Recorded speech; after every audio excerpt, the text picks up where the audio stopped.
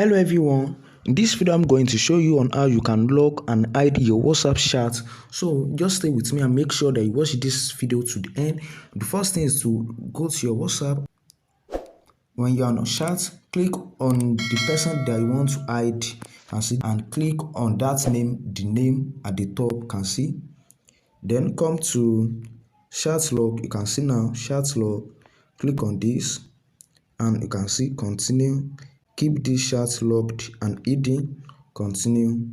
Then I'm going to confirm passcode to log. So by this you have logged this chat, and let's come to this place again. You can see now. So you can see locked chat, can see now you have locked it. By this you can lock your chat, and you can even, if you want to unlock it, you can lock it again. So I'm going to see my next video. Just make sure that you subscribe to see my latest video every day to post a new video. See you in my next video. Peace.